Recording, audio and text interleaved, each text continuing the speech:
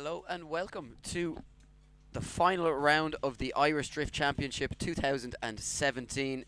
I'm joined as always by Ian. Ian, we are here for the final round. It has been building all year long to this. We've just finished the final round of the BDC, and now we're here in Mondello Park for the final round of the IDC and of course the final round of the Drift Games Super Series as well.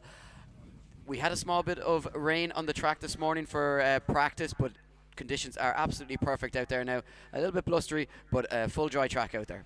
Yeah, expectations this weekend, Eddie, are massive in both the drivers' briefings this morning. Air of excitement from both these groups, you know, champions at stake, obviously the Pro-Am Championship today, and then, yeah, that Pro Championship tomorrow and the Super Series.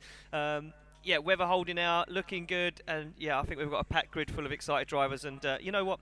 Everyone's saying anyone can take this championship. Again, it kind of goes back to the BDC Pro-Am Championship where an outsider jumped in and took the championship. So, yeah, and one of the interesting things to note, I suppose, is we do have the Pro-Am category up for grabs today. It will be either Conor Shanahan or Alan Hines taking that home later on this afternoon. But speaking to Conor Shannon earlier on, and he's not 100% sure if he has to qualify into that Pro class tomorrow in order to compete in the Drift Series or the Super Series, or if he's automatically entitled to compete in that, and he is of course leading that championship at the moment. Yeah, exactly. Like you say, Conor Shanahan looking to try and take that Super Series away with him. You know, exciting times ahead, and like you say, Alan Hines, Conor Shanahan, 6 points between them for the championship. A lot at stake this weekend. Yeah, and of course we are back in Mondello Park for the final round of the season. We are on our standard layout, but of course changes made to the track as you know, each time they come back here, just to try and make it a little bit different. And we are going to go over to our judges just to get a run through on that track and what the judges are expecting from each of our drivers here this morning in qualifying. So quickly over to our judge Kevin O'Connell, who's going to give us a run through. Thanks, Eddie. So starting from the start line, we want the drivers to accelerate up as hard as they possibly can towards the first corner. Upon initiation, the drivers can do what they want, but a feint or a clutch kick entry will score higher, but we won't be marking down too much for a slight dab at a handbrake. We want the drivers to slide the rear of the car through clipping point 1. Then as they're coming towards clipping point 2, we want them to go at full throttle through the nose of the car through clipping point 2, maintaining throttle and speed all the way out to another outside clip at clipping point 3. A nice smooth transition back onto the outside of mobile 1 corner to clipping point 4. We want them then to maintain a nice outside line all the way from clipping point 4 to 5. But as they come up to clipping point 5, we want them to leave the outside of the track and transition towards the outer to middle half of the track, out towards clipping point 6 with a nice smooth transition, not too much angle again, sliding the rear of the car through to clipping point 6. Then another transition back onto clipping point 7 and slide down along the wall, maintain an outside line from 7 to 8 onto the second wall, and another transition then back onto the outside clip at clipping point 9. Thank you, Kevin O'Connell. So there you have it, Ian, and 9 clipping zones on this track, and of course a track that a lot of our Irish drivers will be familiar with, and some of the visiting guests, they will have driven it before. That is the criteria the judge is looking for. We also have just a qualifying criteria which we'll run through, just some of the additional rules that may come into effect, just to keep you guys posted on how that will work. So that should be approaching up on the screen now. Yeah, so as you can see, each qualifying run is scored out of a maximum of 100 points by our 3 judges. Each driver will make 2 non-consecutive passes of the course. The average score from all 3 judges will count as a driver's run score. The target speed is set during practice and set at a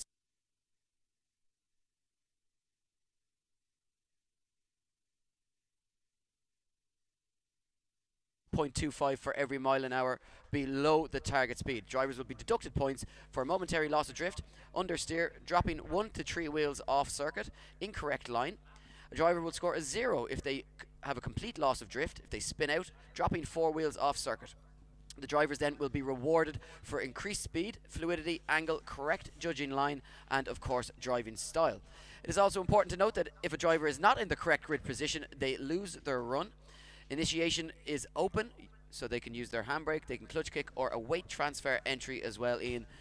So it is the final round. There's not only a title up for grabs, but we also have those very valuable pro licenses up for grabs as well for some of our drivers who are in positions to get themselves into the top 10 at the end of the season. So we are almost ready to go, just waiting on our marshals to give word.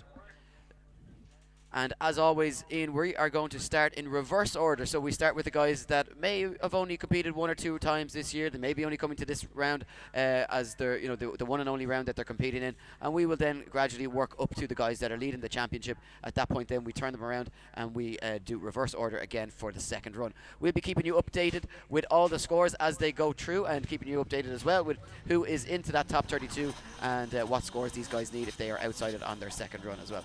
So I'm pretty much ready to go. Yep, I'm ready to go. And it looks like our first driver, Nile Greely, is also ready to go on the line. Yeah, Nile Greely sits on the line, and important to note, Eddie, that target speed that the judges were looking for was 98 kilometres an hour, and that was coming from clipping point 1 into clipping point 2. So I mean, it just goes to show you very, very high speed, takes huge commitment into that first corner. And I got here early yesterday, got the day off work from the boss, managed to go and watch some Friday practice here at IDC, and you know what, David Egan was saying, the level of commitment taken to enter this corner is just phenomenal. If you're not on the right line, if you slightly get it wrong, it's all wrong. And we see that yesterday in practice, a few guys hitting the wall, coming off track, and a couple of little incidents. But you know what, I mean, exciting times. Yeah, and as you said, that is a drift speed through that first corner. So these guys, they're slamming through the gears all the way down that straight. They'll be hitting speeds of upwards of 90 miles per hour. So very big speeds. And that track, as you come through that first corner, very, very narrow, so not a lot of tarmac that they have to work with. So and blind and off camber as well. So if you might get to see a still shot from behind the start line at some point over the weekend and see what faces these guys. Certainly a daunting task as they leave the line. So our first driver, Nile Greely, he is from County Meath. He's an RB25 Nissan Skyline, 514 brake horsepower. And Niall dips in and out of the Irish Drift Championship, competes here and there. Doesn't take on the whole season. That's why we're seeing him at the early stages of qualifying. So he leaves the line and he is ready to go. He comes down the stretch. You can just see him appear over the hill as he throws it into that first corner. Nice line here from Nile Greely so far. Yeah, very nice line, like you say there, Eddie. Clipping point 3, right on the edge of the track, he transitions into clipping point 4. Clipping point 5 is where the judges wanted to see drivers come away from the edge of the circuit into 6. Big clutch kick, just slightly gets it wrong though. Yeah, you can just see not getting out to those outer clipping zones, and Nile Greely, as we await the score to drop in for him, not doing too bad a job, putting a steady 60 on the board for his first run. So solid start to qualifying there for Nile Greely, and certainly a driver that you never know he doesn't get the consistent runs out that some of the other drivers are. So definitely one to watch. You never know what to expect from him. More than capable of competing, but we got to move it on. Next driver off the line is Seamus McCooey, the car dealer from Monaghan. He's representing Premier Performance Cars.ie, DriftKits.eu, and Max Sport Tyres. He's running 400 brake horsepower SR20. Yeah, not doing a bad job so far, Eddie. He manages to get nice and wide out onto Mobile 1, which sets him nice up coming to clipping point 5. Just shy off the wall, but keeps it in clipping point 6 and 7. And as you can see, nice transition back and exits on 9. Good run there from Seamus. Yeah, good run from Seamus McCooey as we wait for the judges' scores to drop in. Judges, seeing him a little bit offline there and feeling that score or that run only worthy of a 47. So 47 for Seamus McCooey should leave him with a little bit of work to do on his second run. Now the next driver off the line in this incredible 1,000 brake horsepower 2JZ monster is Robin Neason. From Northern Ireland. He's a refrigeration engineer. He's representing Cool Red Refrigeration and Warwick Auto Repairs. Yeah, absolutely unbelievable car. We see Robin debuting this car this season in IDC. 1,000 horsepower on it.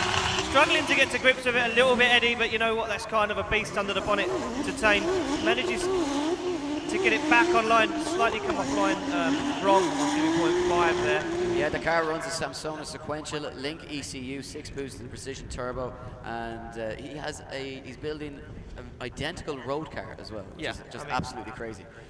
So Robin Neason scores drops in, and the judges, well, they see that run worthy of a 56, so 56 on the board for Robin Neason. Not bad on his first run. We move it along to our next driver, which will be Gareth, the 24-year-old lorry driver from Monaghan. SR20 400 brake horsepower. Yeah, Gareth looking very, very strong. Whoa, look at this backwards entry, and yeah, fully backwards. Sorry to cut across the that's Yeah, just narrowly avoids the wall there. I mean, and you know what? Commentators cursed straight off the bat there, Eddie. This guy was looking unbelievable in practice yesterday. Me and David were watching, and you know what? This guy was nailing the qualifying line, run after run, sticking it on the doors of some of the big names in the championship. Unfortunately, that will be a 0 though for Gareth, so all to play for in his second run. Not what we wanted to see from Gareth there. Certainly fully committed as he came into that first corner, and a 0 for him after a spin.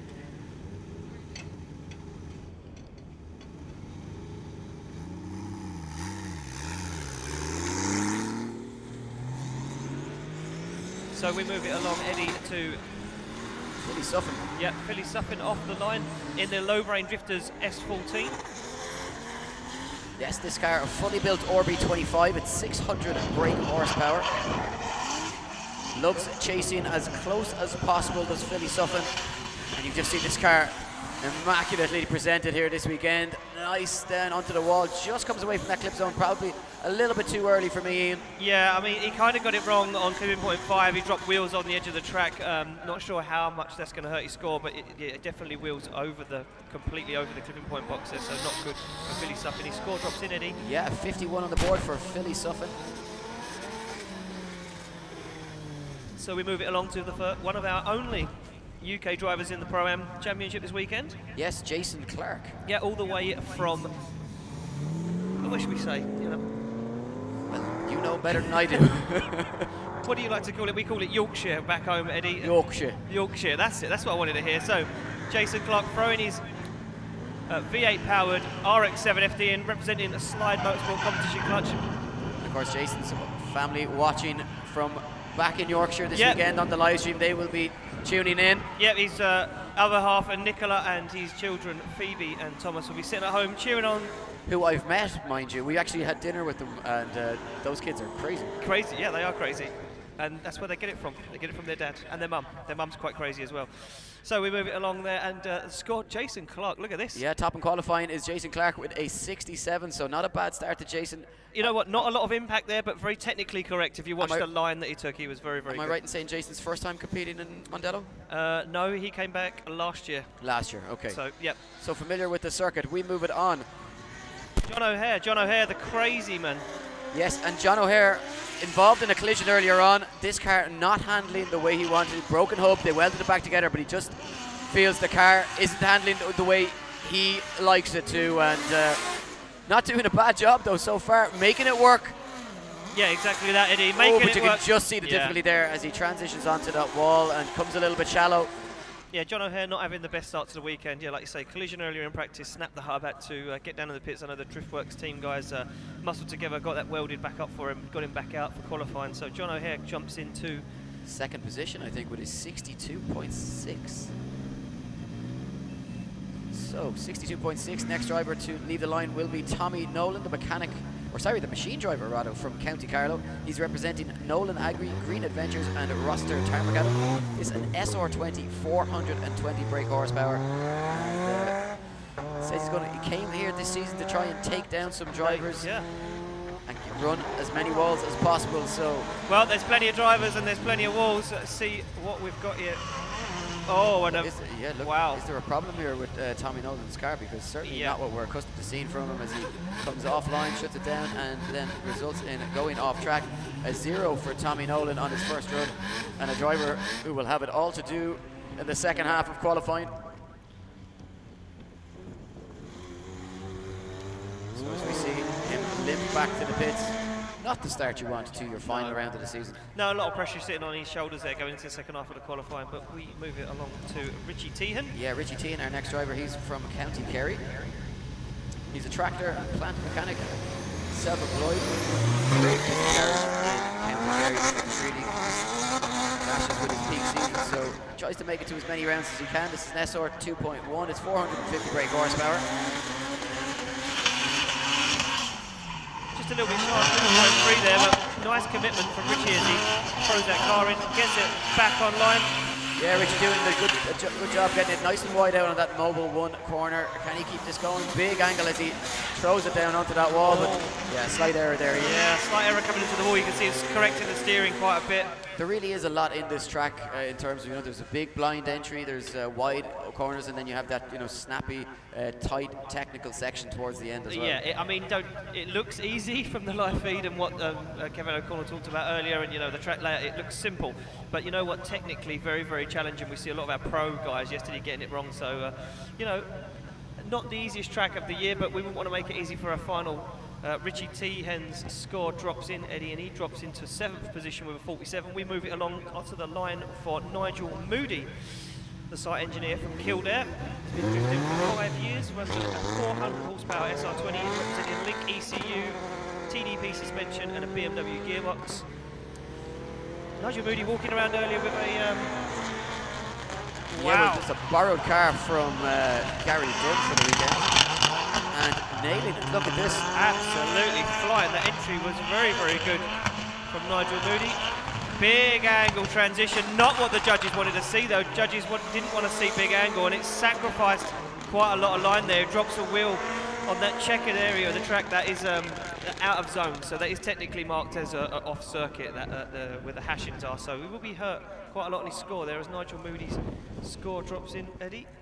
Yeah, 5th position there with 54. So not the best we've seen from Nigel Moody before. No, certainly not, and not what Nigel would have been hoping for. Did start off as quite a good run, but as you say, a few errors creeping into the run. Now, so next up is a man, and this is actually the borrowed car. Yes. Everyone's borrowing everyone's car. Yeah, it's the end of the year. They're so alike. So this is Wayne Curran driving Gary Dunn's car. Yep. Yeah, so Wayne Curran choosing to use Gary Dunn's car. Said Gary Dunn's car's far nicer, and I don't want to scratch my own on these walls, but missing clipping point 2 massively there. Just about catches the edge of 3. This isn't the tidiest run. Oh! No, big errors there from Wayne Curran. And you know what? Wayne had those issues yesterday. The downshift or the upshift in this car was causing him a few issues, and looks like that was the problem again. You just see dropping wheels off track as well. So we just wait to get confirmation if that will be a 0. Yeah, and the score is in, yeah, it is Eddie in 17th position with a 0. So so yeah, Wayne Curran will have it all to do on the second half of qualifying. Now we move it along to the only 13B rotary powered car on the grid here this weekend. It is Alan O'Neill from County Cork. He's representing Ergo Pro Clippers Ireland, the Ergo Pro Festival of Drift, and Barry Cork Auto Body. I couldn't make it to the Festival of Drift myself, I was way out of the country, but I saw a lot of the footage of it, and it looked like those guys had an absolutely awesome time. Yeah, it looked like they had a real good fun weekend there, as we see Alan O'Neill firing that RX-7 in. Oh! And that's to straighten and reinitiate, but is on a wrong line in Mobile 1 there. Gets it back online, but this is not going to be a very good score for Alan O'Neill.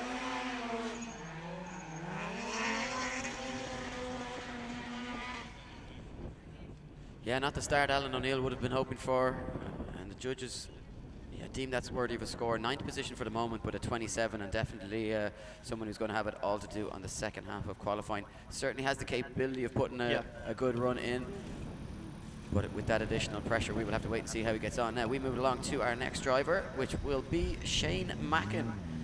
He's representing Tyre Hanger, Barry Quirk Auto Body, and Chaos 13. He's in it for the fun factor, stress-free, just loves the sport of drifting, and he's one of those guys, we always say it about him, you never know what you're going to get with Shane Mackin. This looks like a good start so far, nailing those first 3 clipping zones and getting nice and high on the bank here in the Mobile 1 section of the circuit. It looks like we are seeing an on-form Shane Mackin here this weekend as he throws it now down nicely onto the wall, but just shallows up ever so slightly in. Yeah, just manages to catch that clipping point 8 before he transitioned off the wall through to 9. You know what, Shane Mackin not looking bad there. Technically a good run. We wait to see his score drop in, Eddie.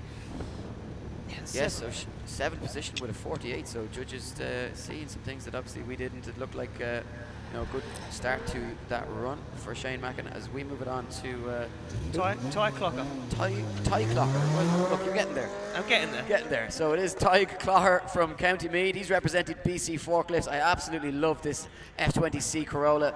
230 brake horsepower, and you know what? It's all driver. and very little horsepower here, and that's what I like to see. Yeah, absolutely firing this car around in practice. As Ty gets it absolutely nailed on Mobile 1 though, Eddie. This is a good run so far. Now can he pin it to the wall? Slows massively, but you know what? Scrubs at speed in a good way. Manages to catch clipping point 8 very, very well. Keeps that wheel off that checkered zone. You know what? That's a very, very good run there for Ty.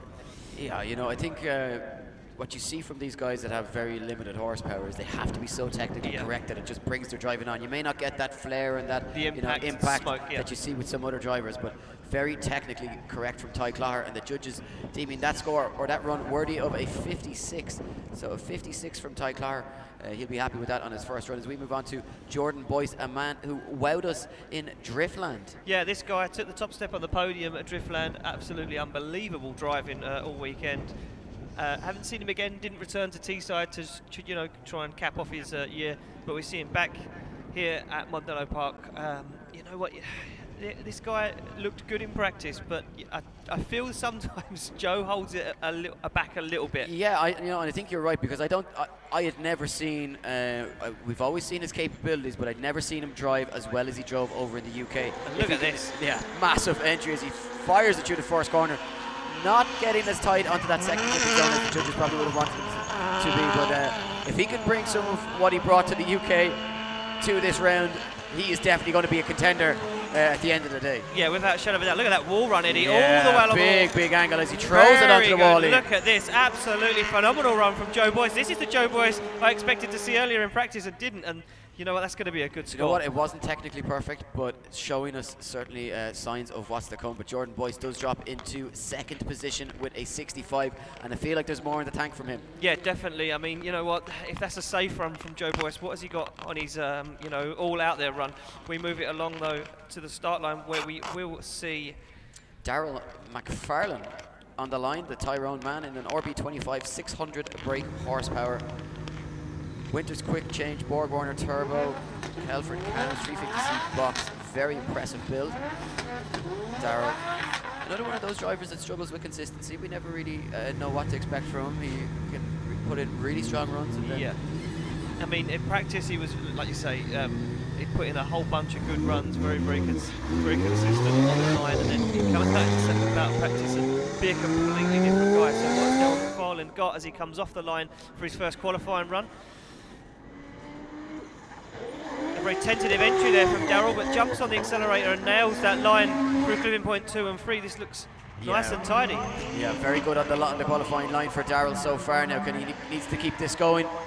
As you say, slow enough to the entry, but look how technically correct he is. Yeah, this is a very good. Needed to be wider out, missed clipping point 8 on the wall there, Eddie, but I mean... Yeah, I think what you're seeing here is that first walled zone, drivers aren't coming down far enough onto it. They're, they're catching the start of the box, but not getting all the way into the end of it, and judges saying that they need to be further down onto the wall. But look at this, Darrell Mcfarland's score drops in, and it's 64 on the board for him, enough for third position. So we move it to the line where we do see John Hall, the engineer from Tipperary. Yes, he's representing Team Kanjiuma this weekend.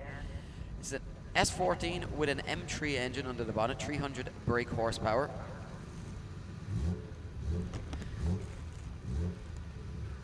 And we are just waiting, just dealing with a couple of technical difficulties here in the tower. Just need to get them sorted before we release John off the line for his first qualifying run.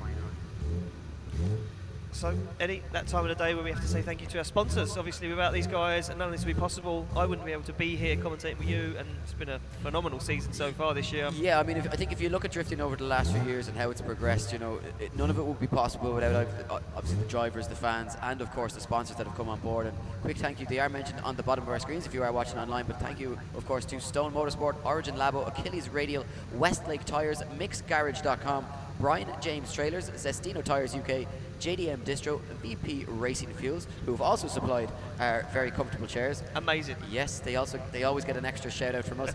Samco Sport, Monster Energy, and of course the Detailing Shed, who have provided the guys at IDC with all the gear that they need. But Link Engine Management, our title sponsor here as well, and they are the reason why you're able to watch this live stream at home without having to pay for it. Okay, and it's a very high quality live stream that we provide. The guys at See It Live do a phenomenal job you know, it's up there with the best in the world, and you guys are getting to see it all for free because of Link Engine Management. And Link Engine Management are here in attendance, so I mean, no excuses, Eddie, this weekend. There is zero excuse. I flew all the way from England to be here this weekend to watch this event. I flew in last year to watch this event. It is the best event in Europe, without a shadow of a doubt. Always brings in the crowds, the best show cars that you can imagine. And it's Japanese-only cars this year as well, for the first time in a long time. And the best drivers from all around Europe and the world coming over. So, I mean, yeah, unbelievable event. You need to get yourselves along tomorrow. We are promised dry weather all day tomorrow as well. I mean, it was dark clouds here this morning. It did look like it could cause a lot of problems with rain, but if you look into the distance, you can see all those clear blue skies on the way towards Mondello Park. So it's set up to be a spectacular final round and the perfect ending to the 2017 season. So it looks like we are ready to go on the line for our next driver. Yep, John Hall, here, just see him backed up there. We're going to let him just warm his tyres up again. We did have a technical issue we had to just quickly rectify. So John Hall, M3 powered S14, a bit of an unusual engine conversion there, Eddie. Not the usual way people go, but you know what, it works for John Hall. And this guy did very, very well. Watergrass Hill looked very, very strong. What has he got this weekend?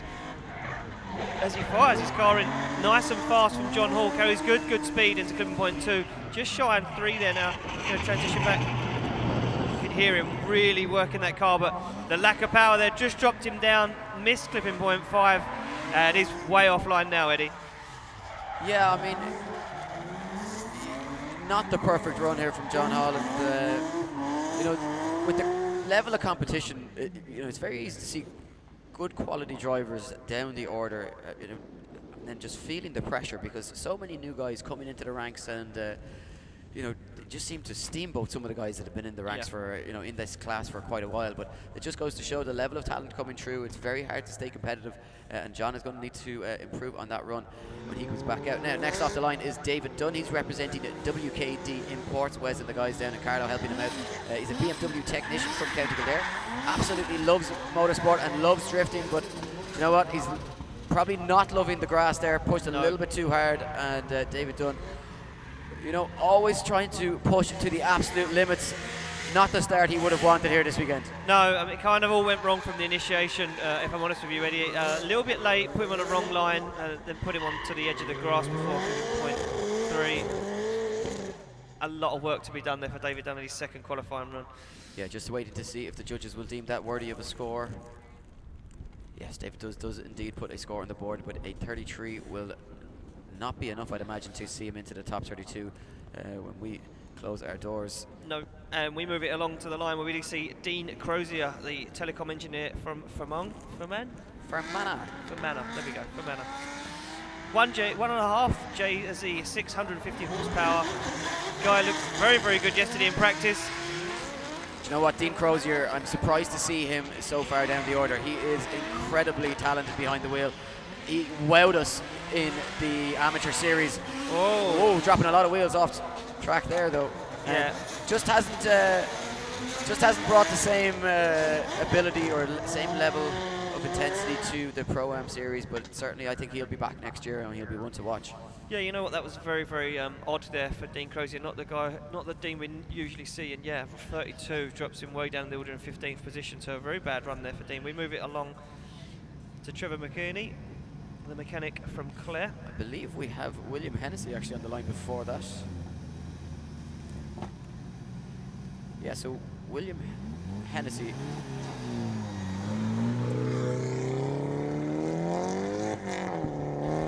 Yeah, William Hennessy leaves the line, not on our list. No, William Hennessy missing out on our list of drivers here. So he is the other half of Team Chaos 13, and one of the guys is big into the online drifting and the virtual reality drift scene, and that's where he gets a lot of his practice.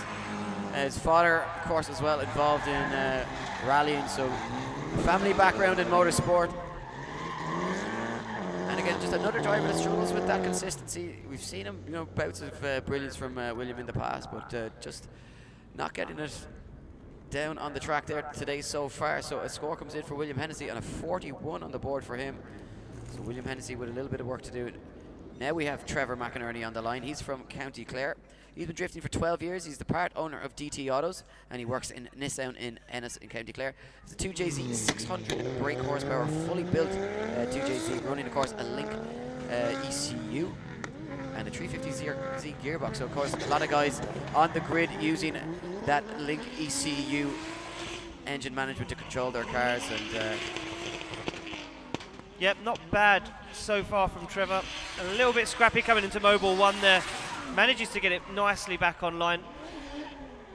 So, yeah, I mean, just manages to get it out wide enough. In the driver's briefing earlier on, Kieran Hines saying that once they've come on the wall, clipping point 6, they needed to let the car wash all the way out onto the white line, nearly dropping wheels off just to get that perfect line. So scores come in for Trevor Mcinerney, and a 52 will be the score for him and sees him into 9th position. Of course, Jason Clarke, our visiting UK driver representing Team Slide Motorsport. He is currently sitting in 1st position with a 67. So next off the line is the man that's always smiling, Tomas Falvey. And you know what? He's made some changes to this car, Ian. Yeah, Tomas Falvey made a huge amount of changes to this car before this event. Yeah, sequential gearbox, winter stiff. Yep. In the rear end, and a few more horsepower, I do believe. Yes, and this car running phenomenally for him. And Tomas, you know what, came back, just dropping a wheel there, yeah. Yeah, drivers gonna have to be careful of that. You know, it's not a very easy part of the track to see inside the car, but in practice we had some red and white barriers there just to make them push out nice and wide. And you know what, with them removed, a lot of guys dropping wheels. So.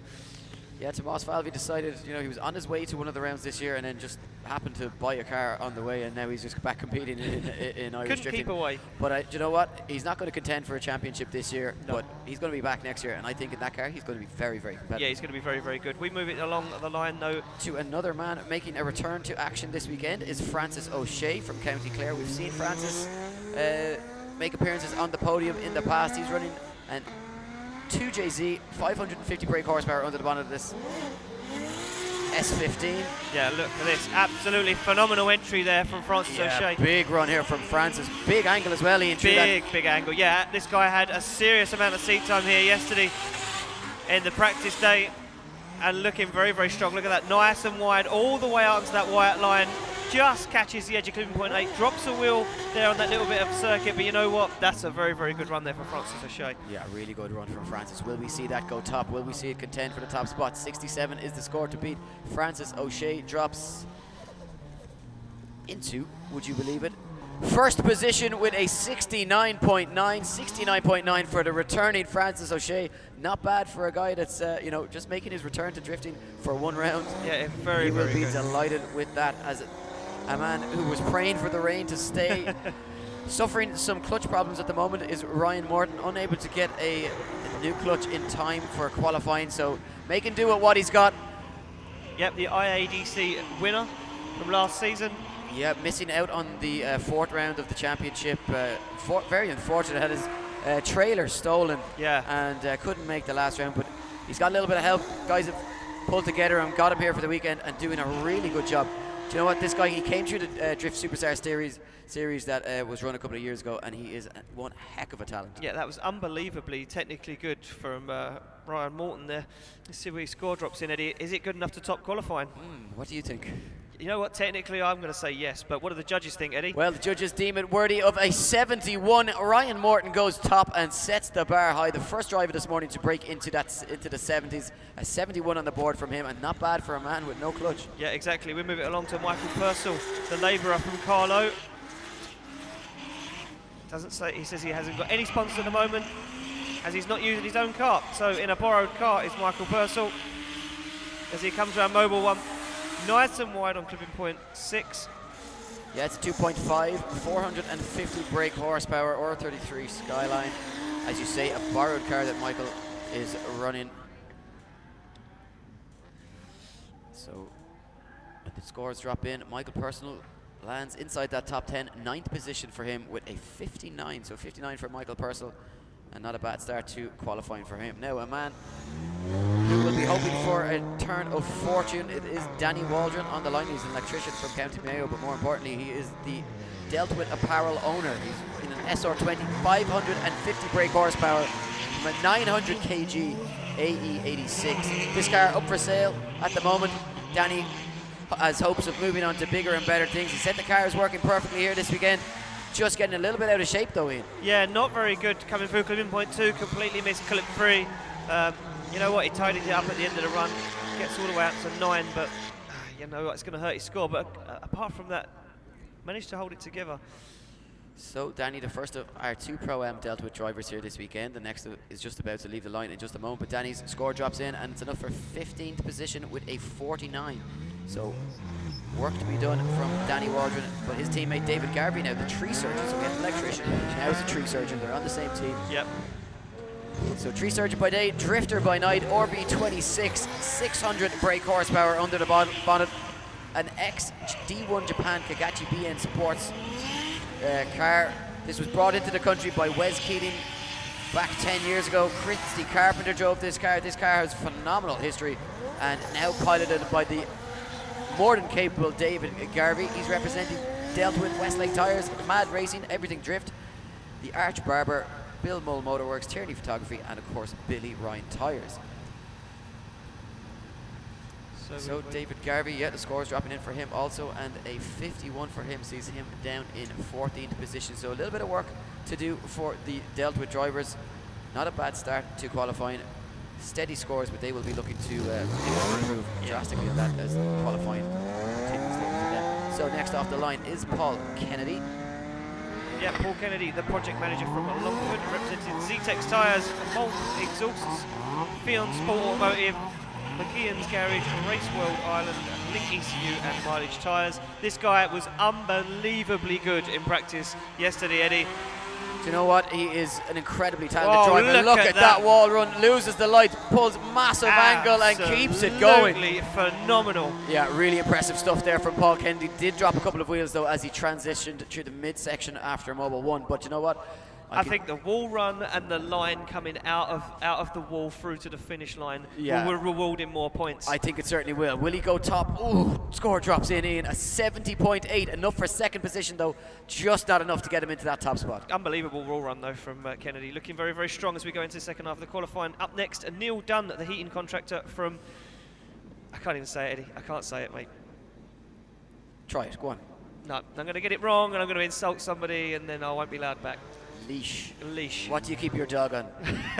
I don't have a dog, that's why I get it wrong. Neil Dunn yesterday hit everything on the circuit. Yeah, the wall, his car. I spoke to him earlier on and he said, you know, look at the front of my car. If that's not a sign of how hard I'm pushing here this weekend, then nothing is. He has been pushing himself. Oh! And that dreaded understeer catches him out again there, Eddie. Do you know what though? I really admire Neil Dunn because he's boosted his online presence. Look at that. Dropping wheels all the way out to the edge of the circuit though. There it is, a man that's pushing really hard, but Ian, he's boosted his online presence so much. He is representing MDT Tuning, Team Kanjium, Zestino Tyres, Ken's Customs Coatings, Irish Grassroots Drifting Club. And you know what, if you're a sponsor and you're looking to get involved, there is a guy that is doing a lot of work off his own back. He's not getting any help from anybody, he's just pushing himself online to try and get his name out there, and that's what we want to see, and I'm sure that's what a sponsor would want to see as well. Where's he going to score? Judges still discussing this one, and Neil Dunn drops into 21st position with a 45, so a little bit all over the place on the run, but you know what, he's going to come back out and definitely put in a big score, you can guarantee it. Now next off the line is Tyg O'Sullivan in, I don't think it's any secret that this is my favourite car. Yeah, Eddie's favourite car, the little Toyota Starlet running a 400 horsepower SR20 under the bonnet. Oh, and the car bogging massively, Not sure what was going on there with Tyke. Initiated, you could just hear the car bogging massively, loads of clutch kicks, got himself a little bit out of shape after clipping point 3 there, sorry. Yeah, Tyke fresh off, you know, a really good round at Watergrass Hill. Yeah, completely ripped the rear wheel off the car, the rear arch, done some serious damage, but you know what, went home, fixed it just to do the drift games the next day. Some guy. Yeah, certainly my favourite driver car combination on the grid here this weekend, because you just don't know what you're going to get. It's always going to be wild though, and you can just see a quick replay of where it all went wrong. So trying the 360 entry into that Mobile 1 section, so pretty sure that's a 0, no need to go to the scoreboards for that one. As we move on now, 10 to 15 drivers left to complete their first run. The first one of those, though, will be Alan McNeil. Yeah, Alan McNeil, troubles with his car yesterday, Eddie, loaded it up after practice, took it home apparently, and had to put a clutch in it, brought it back this morning. Looks like he's ready to go for qualifying, looking strong earlier in practice as well. Yeah, and fires it through that first corner. We always ask our drivers for some interesting facts, and a very interesting fact about Alan McNeil is he's living in a mobile home because of the drift car. So that is full-blown commitment to the cause. Yeah. Who needs a house? Mortgages are for suckers, because you know what? This guy is out here rocking it in his superstar AE86. And Alan McNeil putting on a big show there. Where's he going to drop in when the scores coming from the judges? Just outside that top 10 for Alan McNeil. 58.8 on the board, and 11th position for him. So we move it along to Sean Watt. No, I believe we're missing Sean Watt this weekend. It will be Joseph Roberts on the line in this E30 M5 V8.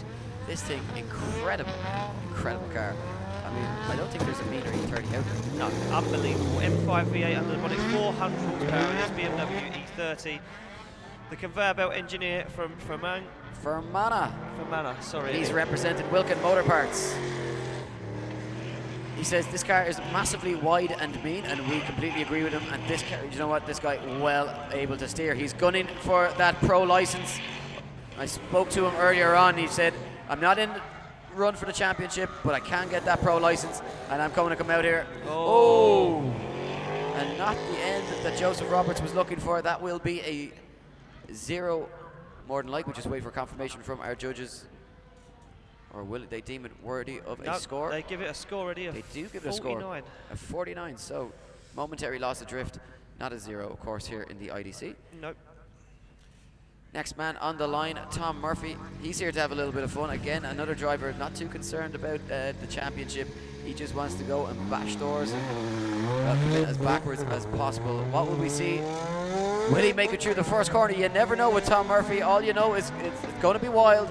Yeah, and that's a huge entry, almost complete. Very fast through that first corner. Opposite side of the track there, misses clipping point 3, carrying a lot of speed into Mobile 1. Uses big angle there to keep it going. A little bit of understeer. Big clutch kick from Murphy as he transitions onto 5. And a lovely wall run there from Tom Murphy. Brings it into 8, absolutely perfect.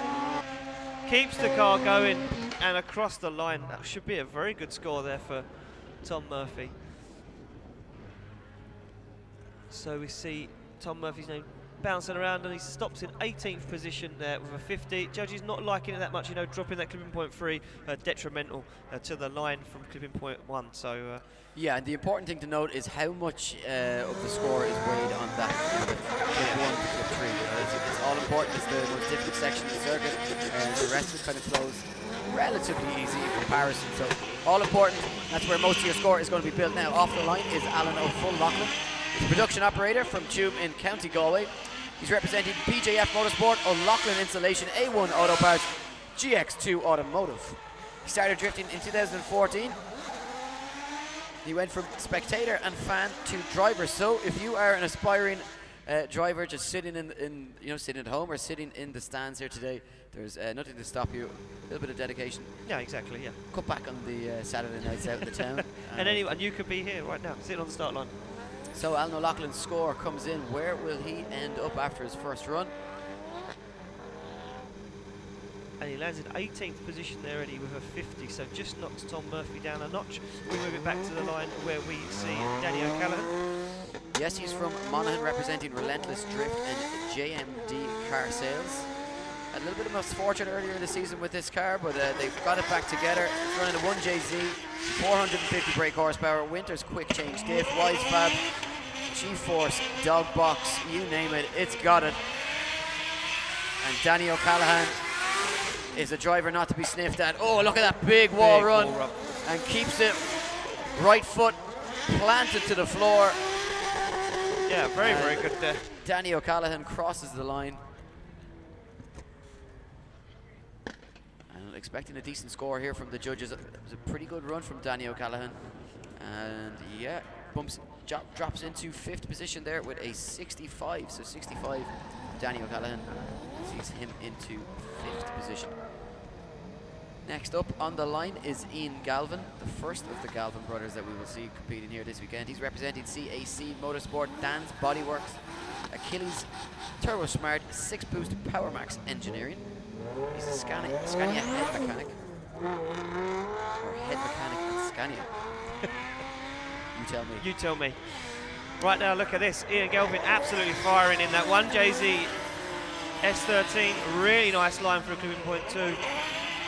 Jumps back on the power nice and early in clipping point 4, gets way out into 5. And you can tell by just looking at Ian's car that he's not scared to put it on the walls, Eddie. No, that's certainly something that you wouldn't attribute with any of the Galvin brothers, is fear of going towards the walls. So, Ian Galvin, will he do enough to top qualifying? 71 from Ryan Morton, the score to beat. Ian Galvin drops into first position with a 73.2.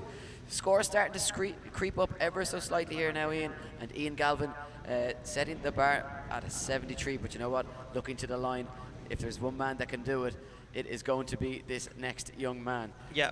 Ryan Caldwell sits on the line, the 15-year-old student.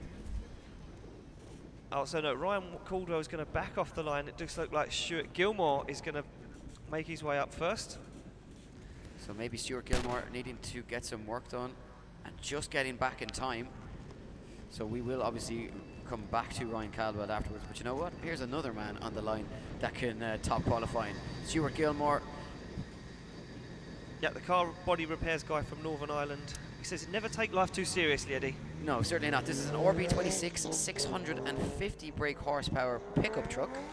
So a little bit unusual. And I can tell you a little secret. This is Ryan Pothkerry's favourite car on the grid. Well, it's not a secret anymore. It's not anymore. Everybody knows now. Ryan Pothkerry absolutely adores this car. And you know what? Stuart Gilmore doing a sterling job yesterday in practice. Absolutely got the line dialed. And looks very, very strong right now. Almost tagging the back end of that pickup on the wall. Nice and deep in clipping point 8, Eddie. Look at this line from Gilmore.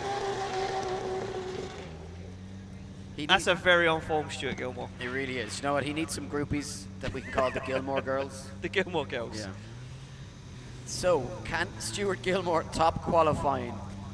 Ian Galvin set the bar at a 73. Stuart Gilmore, well, you know what? He does a little bit better than that. A 76.5 for Stuart Gilmore. He's your #1 qualifier so far. And now we move it on to Ryan Caldwell. Can Ryan Caldwell top qualifying? You know what? Caldwell coming off that win at Teesside just a week ago. Guy looking unbelievable. What has he got as he fires this new JZ powered S15 in absolutely on the limit? Just backs out of it, drops a wheel on 3.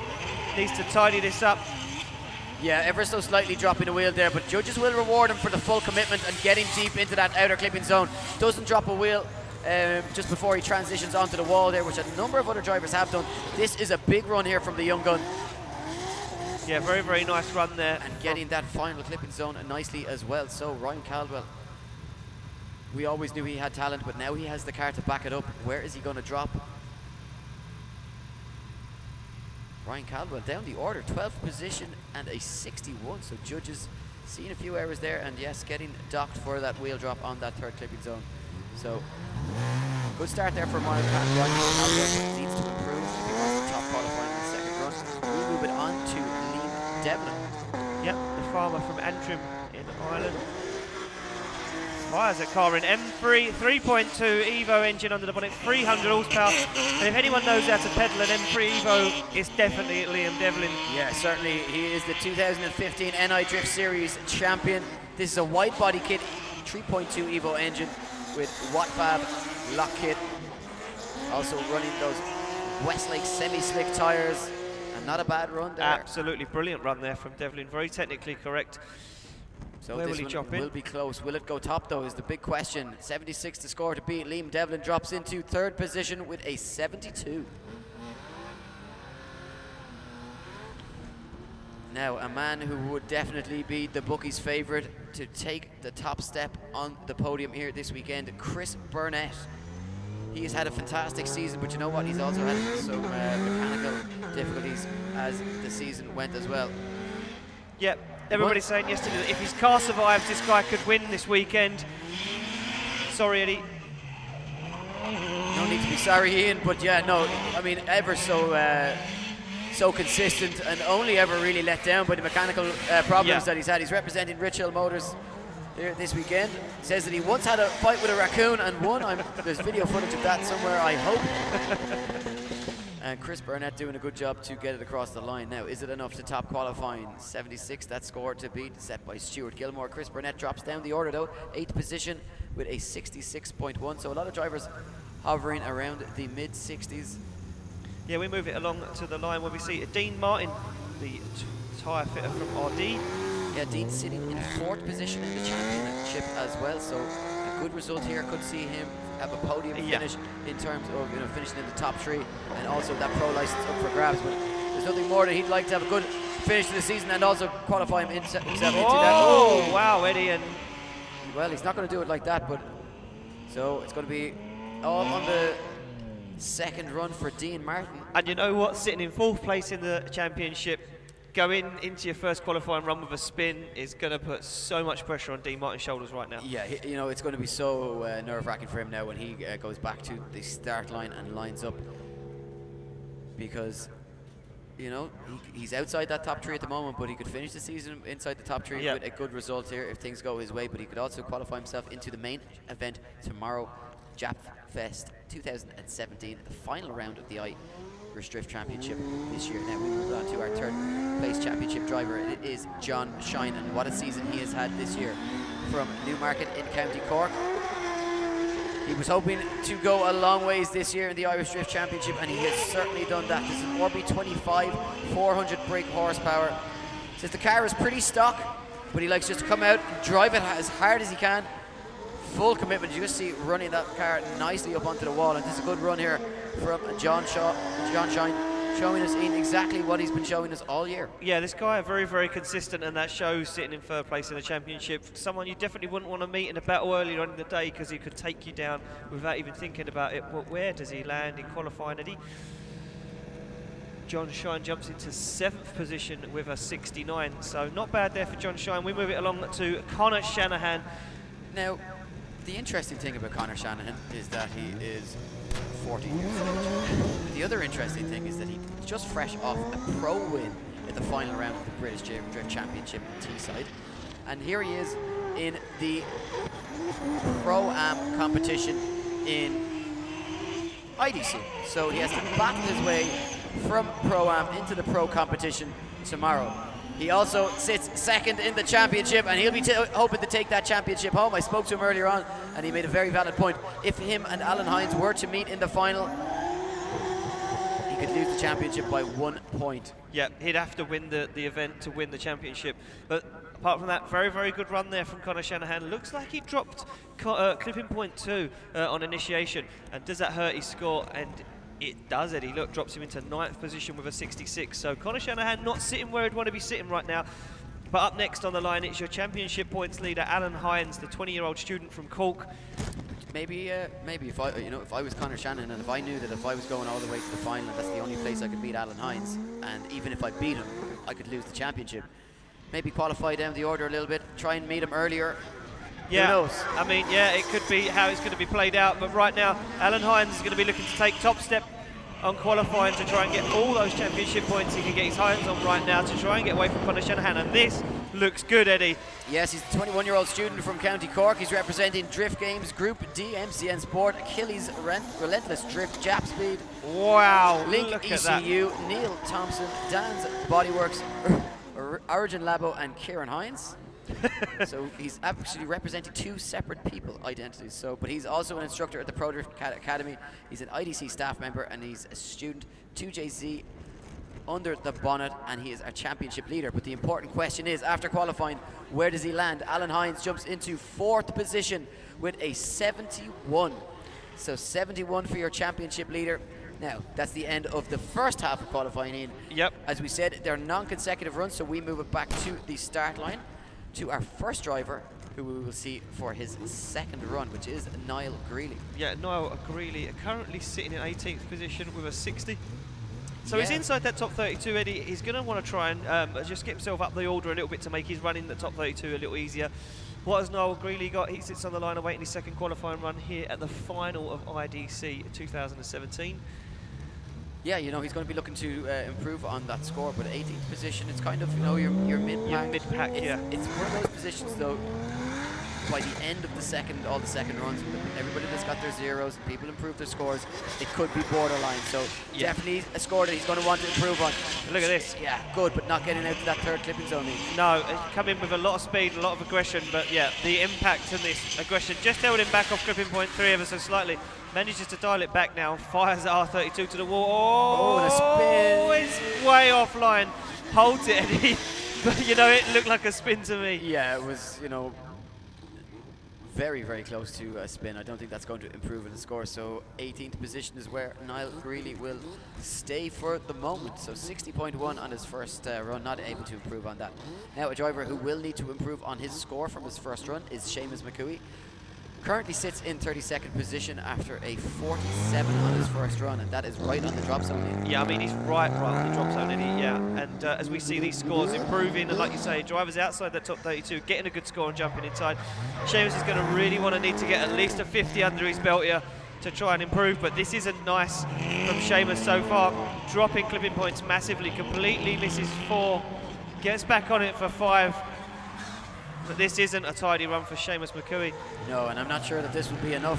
And again, way offline as he comes off the wall. Yeah, Seamus just not able to pull it together at the right moments this weekend, and while he will stay in 32nd position, I do worry for his hopes of remaining in the competition. Yeah, we move it along to Robin Neason. Robin Neason currently sitting...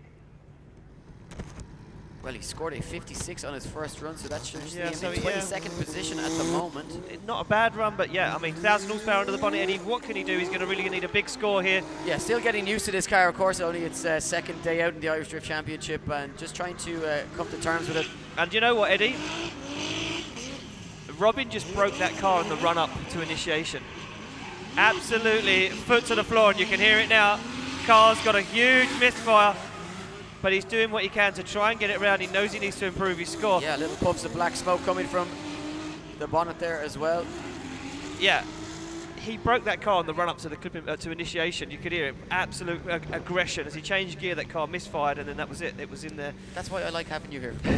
You know, I pick up on these little things. You're in the trade, you know. Yeah, so I don't think there's going to be a good. They all sound the same to me. He's just lost 2 cylinders, that's all it is. He can carry on. So will that affect Robin Neason's score? It doesn't, Eddie. I think he's going to stay where he is there. Yeah, 22nd position, 48 judges not obviously impressed with that. So we move it along to a guy sitting on a 0 from his first run. He came. I'm not going to say anything. Yeah, we'll just sit back and relax for this one as we see Gareth Finnegan come off the line for his second qualifying run. He's on a 0, Eddie. What has he got? And this is tidy. I can't do it, Eddie. Yeah. I can't be silent. No. No, this is tidy for Gareth Finnegan so far. Silence is a commentator's worst enemy. Yeah, look at this. Nice and tidy for a Mobile 1. Comes off absolutely perfect. Nice and deep in clipping point 6. The wind's picking up. Nice wall run all the way out on that wide line. This could be a contender for the top spot, Eddie, as he brings it across the line. That is what I want to see. A 0 on the first run. And then he tops qualifying. Well, does he top qualifying? We're about to find out. No, certainly not up as high. But you know what? Jumps into 17th position, but with 1 run and the pressure of competition, if you don't make it, you're going home. And to come out and pull off an impressive run like that, that's what we want to see from our drivers. So we got to move it on. Philly Suffin next on the line. He's on a 51 from his first run, so down the order. He sits in 27th position, so needs to improve. He's representing low brain drifters here this weekend, and this car, look how badass it looks. Yeah, I mean, for style points alone, Philly Suffin wins, hands down. Cool looking car. Everybody else can pack up and go home. Yeah, he wins it. So as Philly Suffin comes off the line, you know what? You couldn't have a low brain drifters car and not look good, and have it not look absolutely badass. Yeah, a very tentative entry there from Philly Suffin. Starts to step it up a little bit now as he comes. Nice line there into that third clipping zone, Ian. Yeah. It all looks a little bit in slow motion to me though, Eddie. No speed, no real impact as he fires it to the wall. Massively misses clipping point 6 there. Yeah, starts to fall apart a little bit here for Philly Suffin. And as you say, just lacking that impact that we've seen from some of the other drivers. So Philly Suffins was in 27th position and stays in 27th position, not able to improve on the 51 from the first run.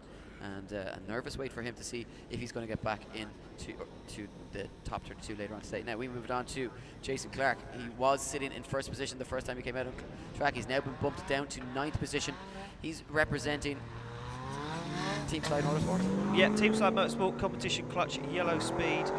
I'm not really sure how I feel about these Slide Motorsport guys.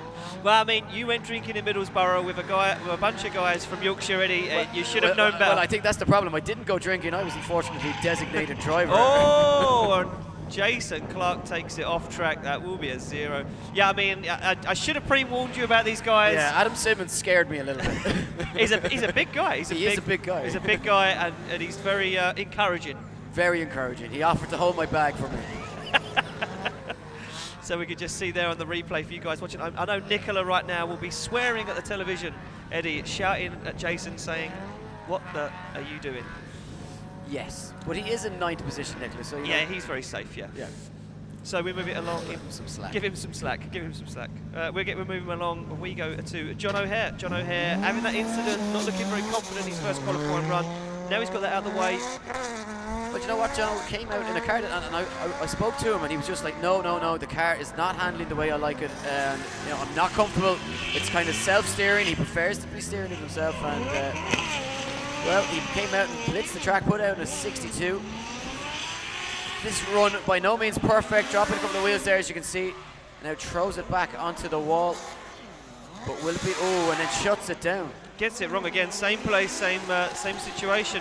Should be safe for qualifying into the top 32 and for the battle action later on this afternoon. But Jono, again, another driver having a really good weekend in the BDC last week. Yeah, we expect big things from him when he comes back home, but unfortunately not there for John O'Hare. So we move it along. Tommy Nolan currently sitting on a 0, Eddie, I do believe. Yes. Yeah, Tommy Nolan sitting on a 0, so all to play for right now. Everything in his own hands. Track conditions, as we say, it was a little bit of a rain spill during practice. But it's all dry now. Track conditions absolutely perfect here. Even if there was to be a little bit of a spill of rain, quite a heavy wind as well, which is good for drying out the track quite quickly. So, but looking into the distance, Ian, all blue skies coming this way, and just getting a bit distracted there from Kieran Hines, just beating up David Egan, which we approve of. I'm not saying anything. I'm not getting involved in that situation. As Tommy Nolan comes off the line. Big handbrake drag there for initiation. Gets the wheel inside, clipping point 2, but misses 3. Misses 3, yeah, and big time. 4. Yeah, he starts dropping points now, Eddie. Kieran Hines said in the briefing, clipping point 1 to 3 is where the points are massively scored for commitment. Yeah, and you can just hear him just having to reinitiate there. Yeah, and that car not happy. No, just it sounds as though the car maybe not set up correctly for the track, or just not running right, and it certainly doesn't sound right. No, so we wait for the score to drop in there for Tommy Nolan, but does he drop inside that top 32? He certainly doesn't. Tommy Nolan outside that top 32's 36th position, all he can manage with a 42 on the board, so the end of his weekend, and so unfortunate for him. As we move it along, though, Richie T and the next driver to leave the line. Richie on a score of 47, so he sits outside the top 32 also. So he needs to pull something out of the bag here. Nice line through that first corner now. Can he keep this going? Yeah, Richie T looked good in his first run, but just not technically what the judges want to see. And look at that, throws it on big angle on 5, but he's offline, so that's going to hurt his score massively. Yeah, I mean, the judges want to see these guys really wide. They want to be right out to the very edge of the tarmac, all the way around the circuit, with the exception of that second clipping zone. Yeah, I mean, like we say, Eddie, we always talk about this wide outside line, but this is what encourages the good battles. This is what encourages door-on-door driving. Unfortunately, there, Richie just not getting what the judges wanted to do. So, where does he land? Does he stay where he is? Yeah, stays where he is. 26th position with a 52. So, we move it along. Nigel Moody. And Nigel on his first run.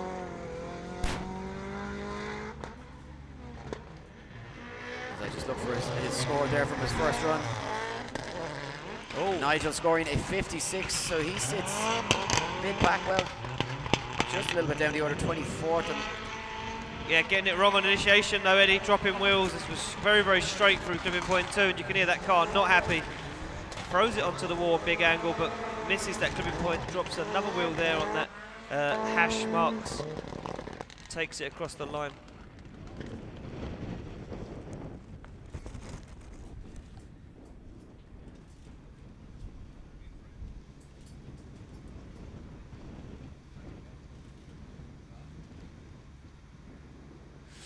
So we await to see where Nigel Moody drops in. Yeah, 5th stays where he is, Eddie, with a 24. Yeah, and yeah, I was saying it earlier. See him hobbling around the pits with a big surgical boot on, and then was told that, yeah, Nigel Moody's actually driving with a broken foot. so he could be forgiven for maybe not being as consistent as we're accustomed to seeing from him. Yeah, I mean, it's not the Nigel Moody because he hasn't got, I mean, not a fully working foot, but he's out there giving it a go, Eddie. He's allowed to make 1 or 2 mistakes this weekend. So Yeah. not ideal when you need to, is it the left foot or the right foot? It's the right. I'm not sure It's it really the right. matters. It's the accelerator one, so can we forgive him? So here we go, next driver off the line. Wayne Curran sits on a 0 wide through the second clipping zone, gets out to that third outer zone. And needs to keep it high on mobile 1, but just not getting that outer line that the judges are looking for. This is a lot tidier than his first run though, Eddie. Manages to get this one round, and you know what, it's not the tidiest run like you say, but Is dropping wheels though as well through on those hatch markings. is it going to be enough to find himself a place inside that top 32?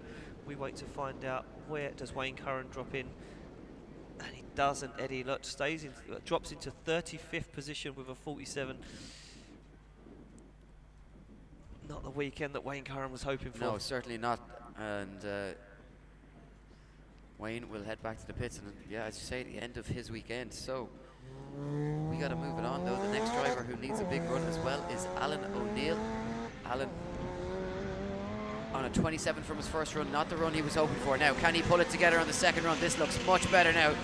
Nice wide line here from Alan O'Neill as he goes full commit. Oh, looked like he was going to run off track there, but yeah, just pulls the chute a little bit, but keeps himself in the run here. All importantly, nicely down onto the road, onto the wall rather. Onto the road. Onto the road. He's all the way out on the road. Yeah. No, you know what, Eddie? That was a very, very good run there. That was a really good run from Alan O'Neill. That should see him into the top 32.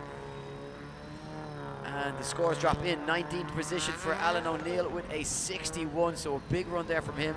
Needed to pull it out of the bag, and certainly did. Alan O'Neill safe at the moment for battle action. But a man who is not safe for battle action is Shane Mack, and he sits on a 48 from his first run, currently in 34th position.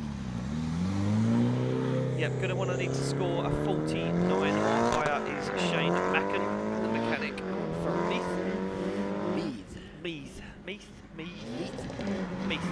Hungry, that's what it is. Thinking about meat. Yeah, that's they like to meet people. I like to meet people, yeah. This is technically good so far from Shane and Macken. Nice and high on mobile 1. Look at this, comes away from the outer line on 5. Look at that, all the way up to the edge of the circuit. Yeah, dials on a lot of angle though, and just comes shy of the wall, and that really causes some problems for the final wall clipping zone, but gets it out to that outer zone just as he crosses the line. So Shane Macken looks like he's on form here today, but can he get himself?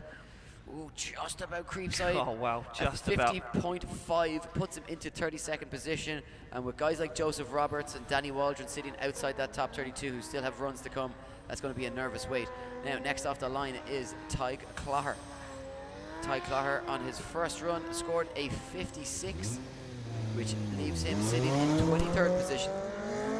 Will he be able to improve on that? A guy, as we said, doesn't bring doesn't bring the impact and the smoke that you've become expected to see from drivers. Yeah, but he does bring that very technical ability.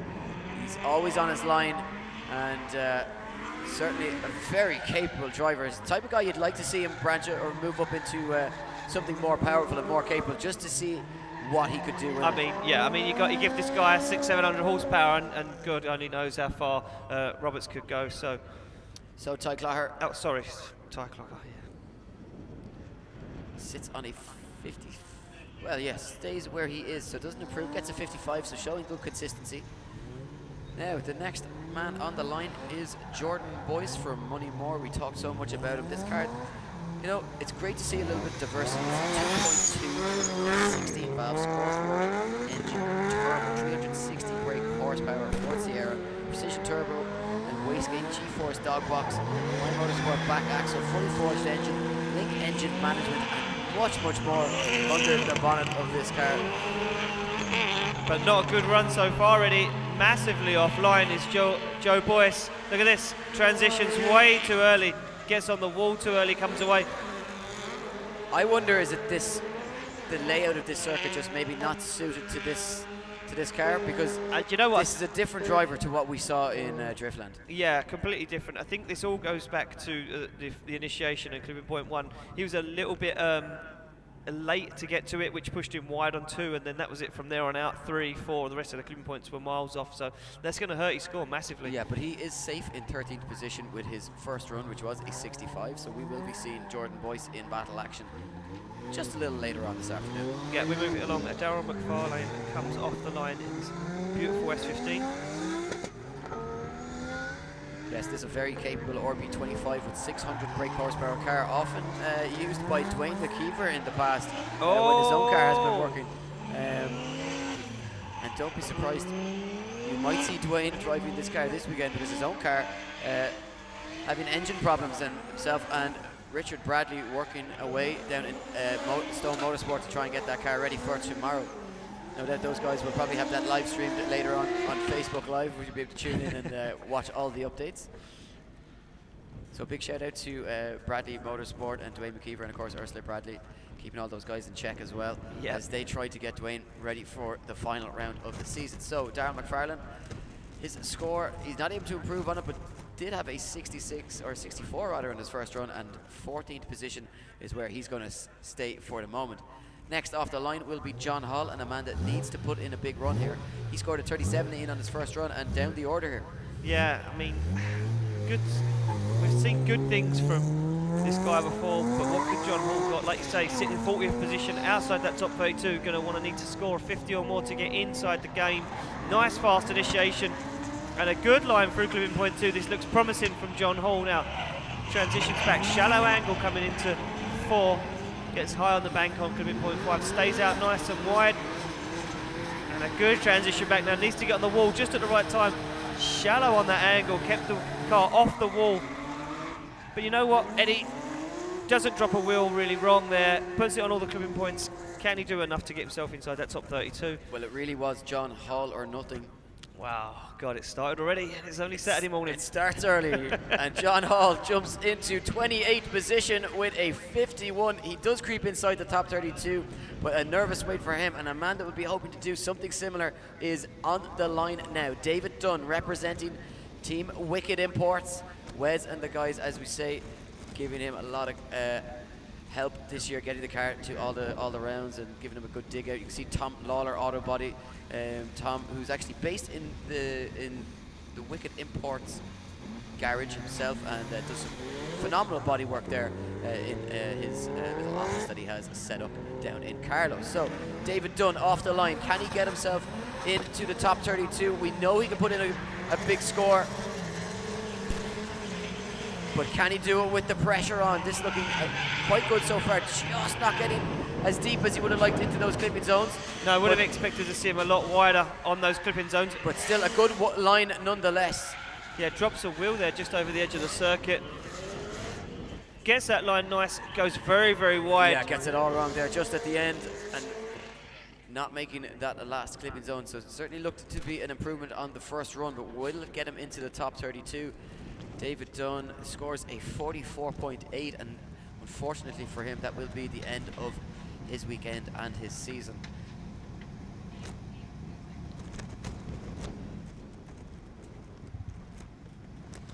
So there is a little break in the action as we have a Honda Accord blocking people in. If this is your car, you need to move it ASAP. If you don't move it, we will move it for you, and then you'll have to find it somewhere in a field. It is reg 07D8871. Honda Accord. That's 07D8871. Please move that car as it's causing an obstruction. If you don't, we will gladly move it for you with our forklift. If it doesn't get moved, Eddie, do we get it? Do we get it to drive? We get to keep it. And that could be like our new... could be our new smart car. Our new smart car, but we could keep it for Mondello and just do it as like a Mondello time attack style car. But in all seriousness, if that is your car, you are causing an obstruction and we do need it moved as soon as possible, so immediately. Sorry for laughing there. Just caught a glimpse of Kieran Hines, who's sporting some new facial hair. I haven't seen this. No, you don't want to see it. We move it back to the line, Eddie, where we do see Dean. And we see William Hennessy on the line. Sorry, William Hennessy. Yeah. And does that mean Dean Crozier? Yeah, Dean not Crozier coming back doesn't make it back to the line. So I wonder, was there issues with that car? He did only score a 32 on his first run, but William Hennessy off the line. Now William on a 41 from his first run, needs to put in a big run here, but Ian again, another driver missing that third clip zone. You know what? Kieran Hines said it a million times in briefing. If you get the line wrong from 1 to 2 and you miss clip 3, coming out of there is not going to be good, and it sets you up wrong for the rest of the circuit. And look at that big angle on 8, just about calls it together. Not the tidiest run there from William Hennessy. No, certainly not, and not the run that you would want when you're trying your best to get yourself into that top 32. Where will he land? He does put a score on the board. Well, he's jumping around and he lands, just outside the top 32. 33rd position for William Hennessy, and another driver ending his weekend and the 2017 championship at the qualification stage. So we got to move it along though, and the next driver will be Trevor Mcinerney. He's on a 52 from his first run, sits in 26th position, so at the moment he's safe, but that could change, so he will try and improve on that as he comes down the stretch. You can hear him just slam through the gears. Yeah, absolutely. Big entry there from Trevor Mcinerney. Yeah, 2JZ under the bonnet, 600 horsepower, big angle there as he keeps that car absolutely on throttle on giving point 3. He's on a good line.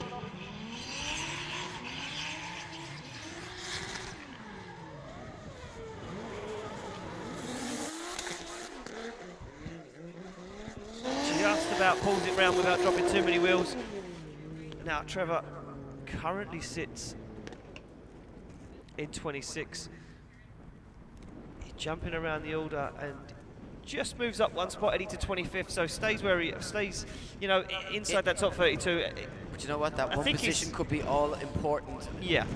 Come the end of qualifying, so we will keep you up to date as of course the day goes on. Just to mention, the highest qualifier at the moment is setting the bar high in the 70s is Stuart Gilmore with a 76, Ian Galvin in second position with a 73, Liam Devlin in third position with a 72, Alan Hines of course in fourth position with a 71. So a lot of drivers in that 70s, no one breaking into the 80s just yet. The score to get you into that top 32 at the moment is the score set by Tom Murphy. He sits in 32nd position with one run still to come, and he sits on a score of 50.75, so minimum of 50.75 to get yourself into that top 32 if you are sitting outside of it. So our next driver to leave the line will be Tomas Falvey. Flavor valve, blow off valve, family valve. We have umpteen names for him, but you know what? This guy sits on a 66 Ian and fires it through the first corner. Look at that. What about that line? Yeah, look at this. Just shallows up a little bit though, as he comes around Mobile 1. Brings it down off the top of Mobile 1 a little bit too early, but keeps it going and doesn't want to smash the back end of that beautiful Drift Games S15 on the wall. Yeah, he's representing Drift Games Moose Design Mobile 1. And Martilius exhausts. And again, another really strong run there from Tomas Falvey, but not able to improve on his first run. So you can just see there Dean Crozier leaving the line, but he is just driving back to the pits. This is not a scored run, just driving back to the pits. As of course we said, he missed his run, wasn't in position, and guys, give him a round of applause because very unfortunate for him. Obviously suffering some difficulties with that car, unable to get it fixed in time for his second qualifying run. His first score didn't wasn't enough to get him into the top 32, and his season ends there. But you know what? That guy's going to be back next year and definitely one to watch. Now, Paul Stryker leaves the line. Yeah, didn't put in a first qualifying run. I see those guys in the pits desperately trying to get Stryker out for qualifying. Missed the first run. What has he got? With all one run left to do, SR22, a Mazworks engine under the bonnet. Yeah, this is an incredible build, this car, and you know what? Some of the coolest graphics you're going to see on the Irish Grill. Whoa! Oh, big angle. Do you know what? That run was far too tame to be a Paul Stryker run. Yeah. Right up until the end there, because.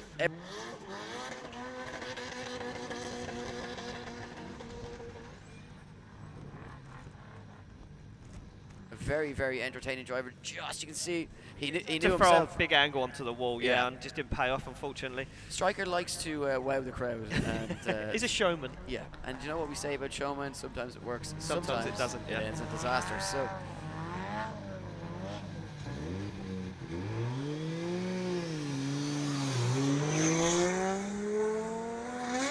In 7th position with a 69.9 on his first run. So a man looking very confident and comfortable here on this Mondello circuit. Oh!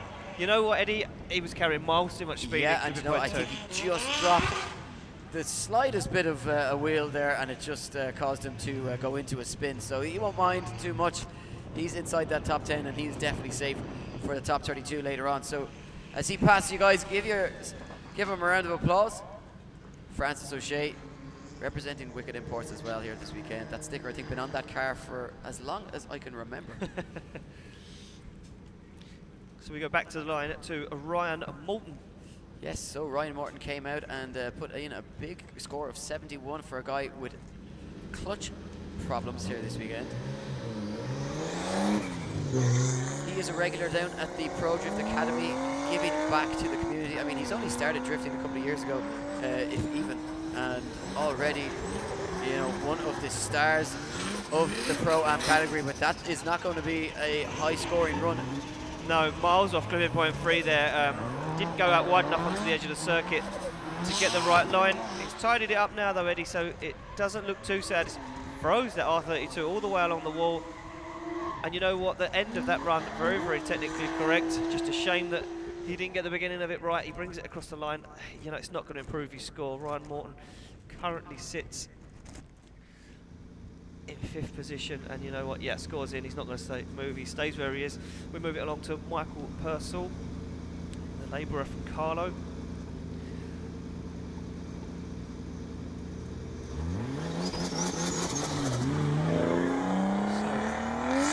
So Michael Purcell, he's on a 59 in from his first run. That has him sitting in 21st position, so safe you'd imagine for the battles later on, but he'd be looking good to come out and try and improve on that once more. I mean, yeah, exactly. He's going to try and do his best to try and get higher up the order, just to try and make his run into that top 32 a lot easier. Doing a good job so far. Big clutch kick through clipping point 6 there. And you can hear him really working that car. Yeah, that car was given absolute death as he came around that circuit. Certainly trying to do everything he can to put in as good a run as possible. But where will he land? Michael Purcell. Michael Purcell stays where he is in 21st position, so yeah, no change there. 48.9 on his second run. So a man that will be hoping to improve big time is Danny Waldron. He sits outside the top 32 in that Delta with Corolla. He's currently 36th position with a 49. What can he do this time around? This could be the last time we see Danny in this car. If he finds a buyer. Nice line through that first section of the course. Yeah, very, very nice line there. Looks like he's got it absolutely dialed now, Eddie. This looks like the Danny Waldron we've come to expect. Fires that Corolla onto the wall nice and wide as he pushes out and just misses clipping point 8, unfortunately. But gets all the way out to 9 and brings it across the line there. Yeah, not perfect, but certainly much better from Danny Waldron. And will it be enough to get him into the top 32? It should be, yeah. Danny jumps into 20th position. Much more like it from him, a score of 60.9 on the board. So he will be hoping now that his teammate David Garvey, who also sits outside the top 32 but sits on the line ready for his second run, He'll be hoping that he can do something similar and get himself into the main show this afternoon. Yeah, so David Garvey comes off the line. RB26, 600 horsepower on the bonnet of this PS13. Tentative entry though. Garvey looking to score as many points as he can. Nice and high on that curve, which puts him on a good line. But the transition, not enough, Eddie, there. Coming off a free, he needed to transition a lot snappier. It was quite good up until the transition. Now he's got it back together. But definitely the two dealt with drivers looking much better and much improved. Oh, David. And Garvey seals the deal. Yeah, so unfortunate, and that will be the end of his weekend. A 0 for David on his second run. Actually, I'm incorrect. David Garvey was on a 51 from his first run, so he is in 30th position. So at the moment, Ian, still inside the top 32. Just about. Yes. So the two dealt with drivers are in the top 32. A nervous wait though for David Garvey, as unable to improve on that first run, and stays in 30th position. So Paul Kennedy, the next driver to leave the line, he's on a 70 from his first run, and he is certainly yeah, this guy looking very, very comfortable out here. M3 S54 under the bonnet of this E36, 320 horsepower, 1,000 kilo car. What has Paul Kennedy got? Completely rides the curb, nice line from 2.2, nice fast transition. Look at that, all the way out onto 4, back on the throttle, keeps it absolutely dialed through clipping point 5. This is a lovely run again from Kennedy, all the way on the wall. Judges applauding this, and another wall run. Keeps it going though, Eddie. It pushes nice and wide onto 9. Now that is a very good run from Paul Kennedy. Do you know what? We don't see this Paul Kennedy very often, and you could be forgiven for not for forgetting how good a driver that he is. Yeah. He has wowed us here in Mondello in the past. Absolutely Look at that wall, perfect. incredible. Bit deep on this one, it just affects his line, but he keeps in it. He keeps himself in it. He stays in it. Yeah, judges absolutely loving that one now. Could Paul Kennedy break into the 80s, Eddie? Could he top qualify with that run? We haven't seen anybody break into the 80s. Stuart Gilmore sits in first position with a 76.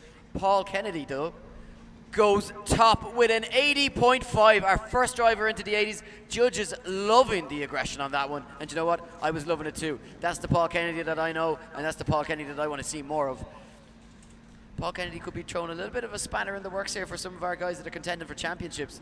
Listen, I watched him yesterday in the practice session. Like I said, he was so good, so consistent, sticking it on everybody's doors. And you know what? It only takes someone like Paul Kennedy to come in at the last minute, Eddie, upset the championship and give somebody else the opportunity, like John Shine, to jump a few places and take the win. Anything could happen this weekend. Yeah, well, you know, if there's it's not like we even need proof of it. We got proof last week that it does happen. A top 4, an outsider. An outsider. Completely come in and then won the championship. Won the championship, you know, so it's incredible. Just how tight the scores are at the top, and depending on where people finish. Yeah, so we're just making a couple of technical adjustments to the track there, Eddie, after Paul Kennedy tagged that wall, just knocked it out of line ever so slightly, so we're going to get our... Yeah, and of course we want to make sure that that track is as safe for all of our drivers, and that they're, you know, and obviously exactly the same for each driver coming out on track, so we don't want any parts of the wall jutting out. But it is our final round, Ian. It's been great having you over here. I've been making the trip to the UK, you've been making the trip over to Ireland, and you know what, it's been a partnership that I've enjoyed this year. It's been unbelievable, Eddie. I've been a big fan of the IDC from way back when live feeds were only just starting out, and Dave Egan and the guys and you guys created this live feed and created this absolute master of a championship that everybody wanted to be a part of, wanted to drive in. You know, me and loads of other guys in the UK always, you know, looked up to the Irish drivers. So to be involved over here and come to be part of it's phenomenal. You know, it's really good to be involved with it. Well, I think there's one of the main differences I've noticed is that it's almost, we're almost at a stage where it feels like just the one championship, the IDC and the BDC. They are two separate championships, but a lot of drivers now traveling between the championships. They run the same format, and the camaraderie between, you know, the drivers, the staff, and the fans. You know, it's something that I've really noticed and really enjoyed this year to be a part of. It's been a phenomenal journey so far this season, and you know, it certainly has been a long one, but we will finish it off in style here tomorrow evening in Mondello. We will crown a Drift Super Series champion. We will crown our Pro champion, and of course later on this afternoon we are going to crown our Pro-Am champion as well. Yeah, I mean, tomorrow, I can't stress it enough, Eddie. I mean, Dave says it, you don't get the whole atmosphere on the live feed. If you are local to Mondello Park, even if you're not local and you're in Ireland, get yourself along. There's still tickets on the gate.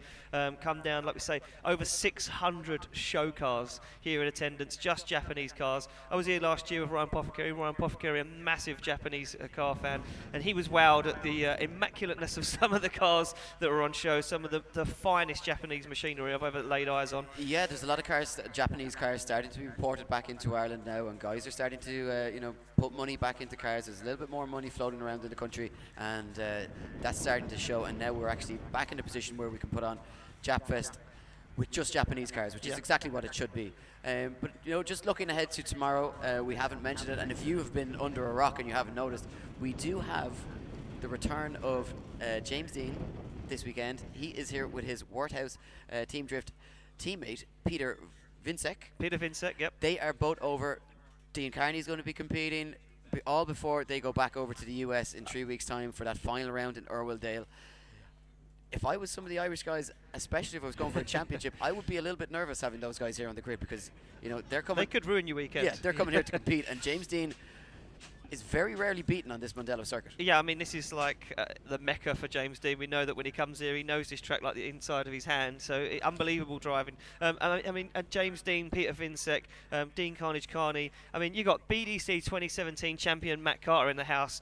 The Driftworks boss Phil Morrison, Martin Richards, and European Phil champion. was looking really, really fast last week. I mean, even Bagsy's come over this weekend, and he looked unbelievably good. Drivers saying that the smoke that comes out of that V6 Turbo PS13 is blinding. As he comes onto the wall, you cannot see where you're going. You have to shut down. So you know what? A lot of drivers making the trip over to try and break this streak. Bagsy said it's 120 years long.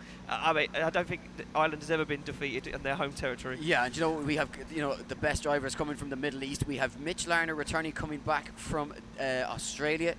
He needs a bleeper machine following him around with some of the foul language we hear at it. I mean, but all the guys from the UAE.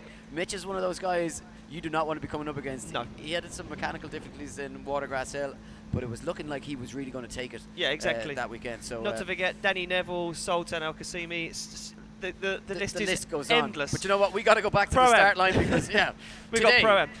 First of all, on the line we have got Neil Dunn. Yes, Neil Dunn ready to go on the line. A 45 on his first run. We talked about how hard he was pushing. This car has been put through its paces this weekend. Yeah, look at this. Neil Dunn absolutely firing in this 408 horsepower SR20 PS13. A little bit battered and bruised now after some serious damage yesterday in practice. Oh, nearly gets it wrong. Does Neil Dunn? He's throwing everything. He's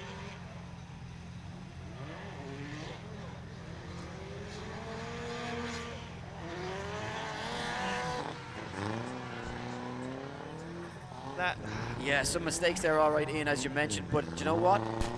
There was a lot of good in that run. Will it be enough for Neil Dunn to get himself into one of our battle positions? We await the score from the judges. No. Judges not deeming that worthy of a score better than his first run. He stays where he is, outside that top 32 in 39th position. Very unfortunate. But you know what? Neil Dunn will be back next year. And as we said, that guy really pushing his online profile quite a bit, and definitely a man to talk to if you are looking to get into sponsoring drivers or cars in this ever-growing sport of drifting. Now, we got to move it on to one of the wildest drivers and cars on the line. Representing MDT Tuning, Tig O'Sullivan in his SR20, 400 brake horsepower. Little starlet. Yeah, Toyota Starlet KP60 sits on the line, spanned in his first run, sits on a 0. Not the Tig O'Sullivan we're used to seeing. I mean, so he's off the line. Spun in his first run. Span. Spick and span. Can he complete a lap of the circuit? Oh, aggressive entry, but completely missed coming point 1. And you know what? I'm saying there are gearbox issues with that car. Didn't select another gear.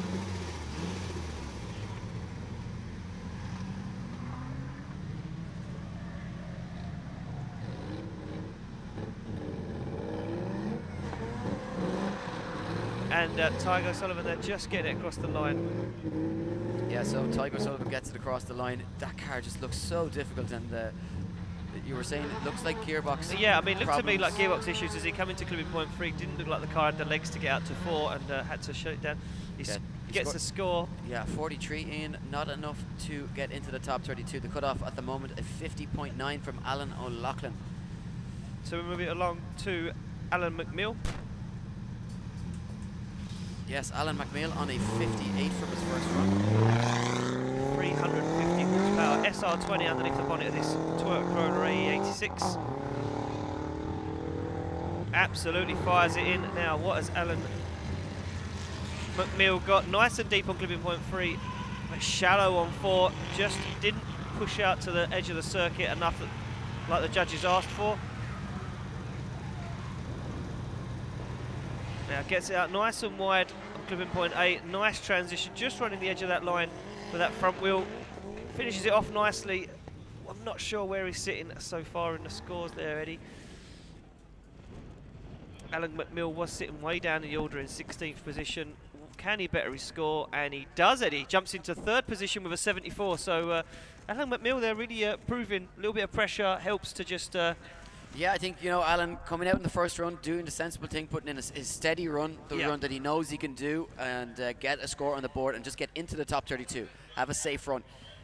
Then comes out in the second half of qualifying and pushes that little bit harder, pushes the boundaries a little bit more, and then, yeah, enough for 3rd position with a 74. Really good run there from here. Now, yes. Do you know what? We were both going to go to the same thing. Great minds think alike right now, Eddie. Sean what? Joseph Roberts, rather.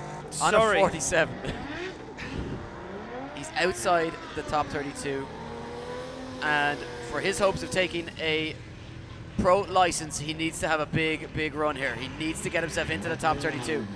We know he's capable. We know he has the car to do it.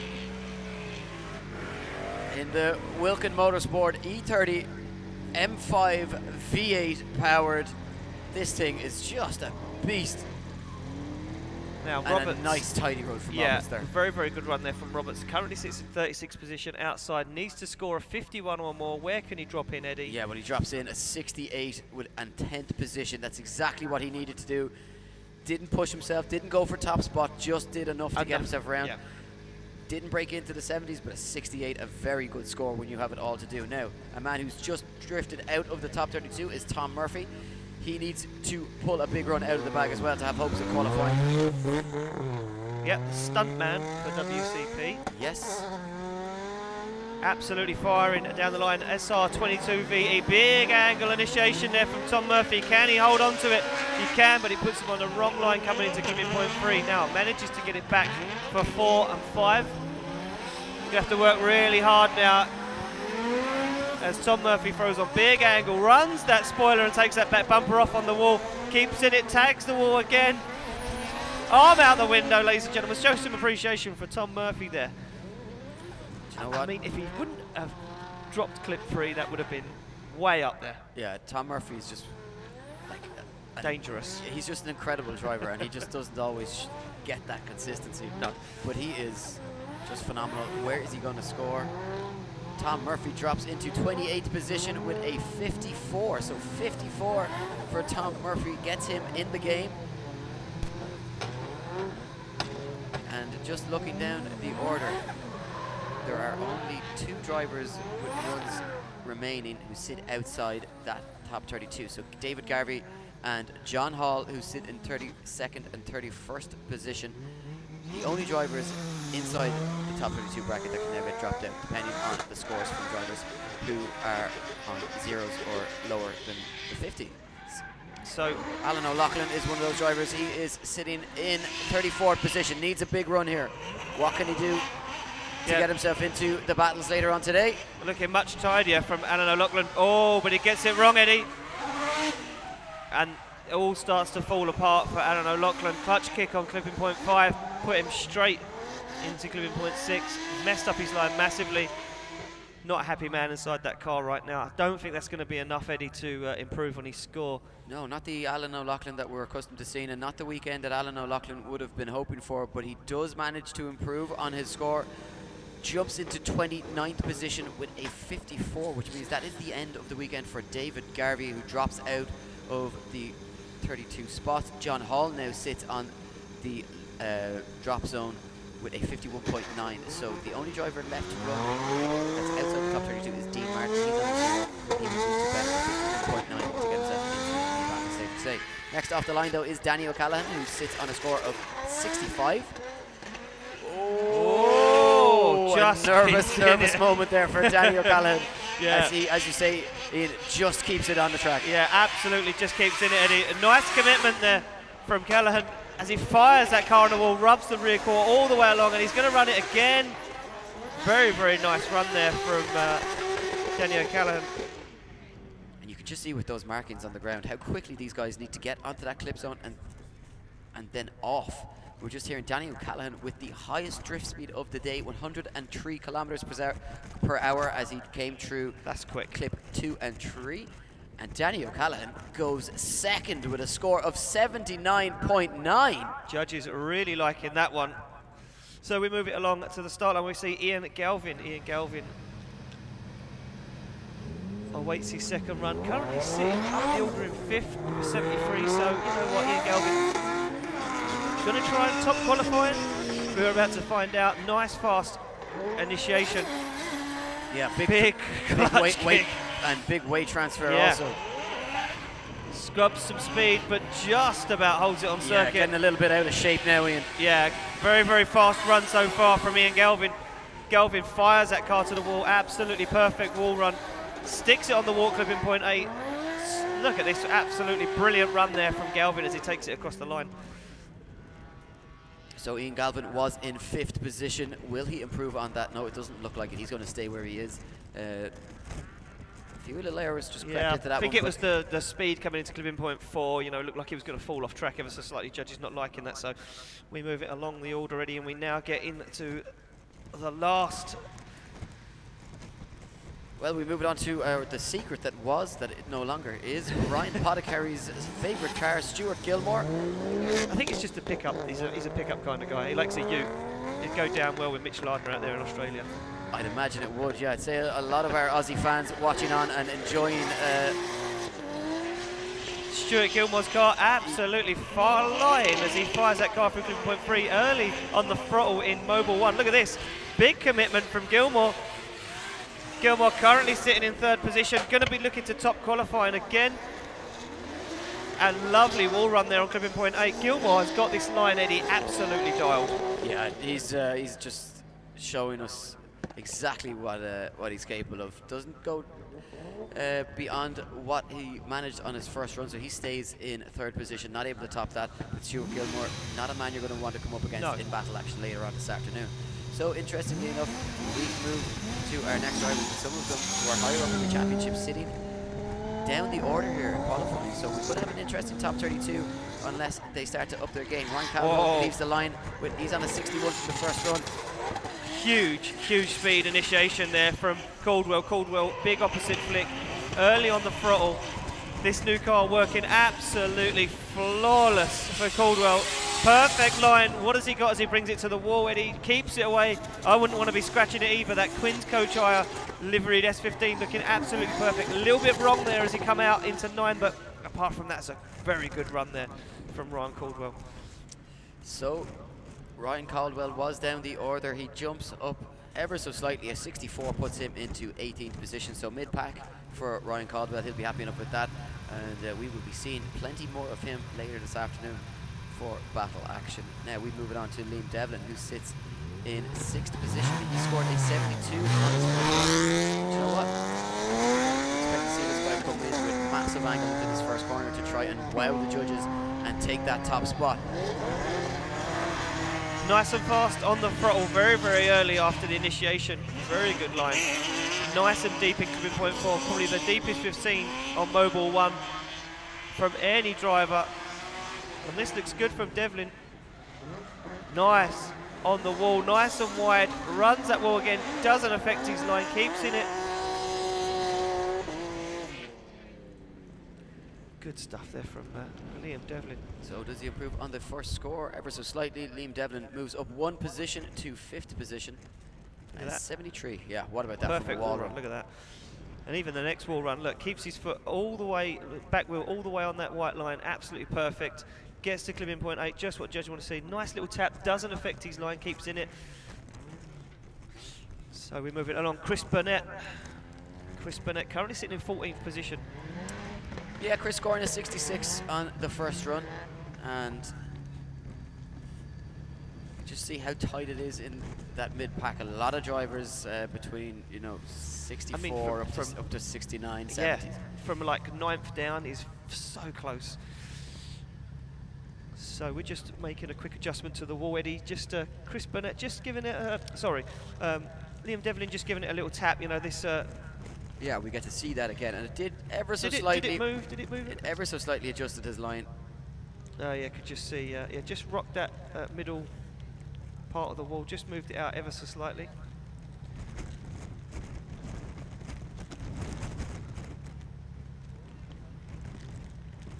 Yeah, so we're just going to move that wall back, make it nice and fair for everybody. Absolutely perfect wall run there from Devlin. Look at this.